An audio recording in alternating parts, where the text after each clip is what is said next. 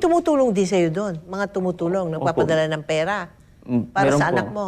Panggatas po. Ah! Tapos, colostomy po pambili. Meron naman iba, magpapadala din ng colostomy bag na lang po.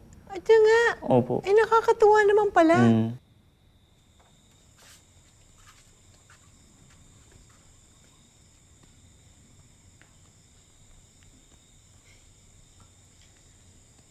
Maligayang bati.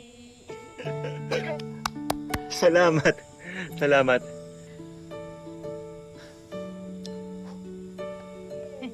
Papa, anong wish mo? Ang gusto ko lang, lagi lang tayong masaya. Hindi lang dahil birthday ko, yung araw-araw masaya tayo. Magiging masaya tayo. Siyempre, pag magaling na rin si Nikki. Siyempre. Ako, Papa, may wish din po ako para sa inyo. Ano yan? Sana, ikaw na lang ang laging papa namin ni Kuya Chepoy. Forever and ever and ever. Naku, oo, hindi mapapalitan yung papa nyo. Nag-iisa lang yan. Mapagmahal at napakabuti pa. At, Pogi! We love you, Papa! Happy birthday, Mama. Salamat, salamat. Teka. Mag-picture tayo. Sige. Ka. Ayan. Oh, 1, 2, 3. Ay, isa pa. 1, 2, 3.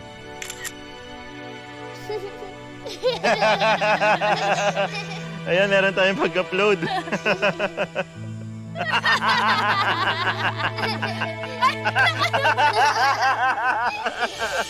December 22, 2024. Ano yung nangyari sa araw? Una kong nakasahod po ako nun. Sumahod ka sa? Sa Facebook. Sa Facebook? Opo. Doon sa vlog mo, sumahod ka. $26 po ata yun. Okay. Sa mga parents doon na may mga anak na may karamdaman o malubhang kondisyon, anong nais mo iparating sa kanila para sila naman ay ma-inspire sa iyong kwento? Ang sa akin lang yung talaga, habaan lang ang pasensya. Alagaan sila. Huwag kang mawala ng pag-asa. Ang tulong dumadating, no? Kahit hindi hinihingi. Opo. Doon, maraming salamat sa iyo, Salamat ha? po. Ikamusta mo kay Mavic at sa mga bata, ha? Opo. God bless you. Thank you very much. Salamat.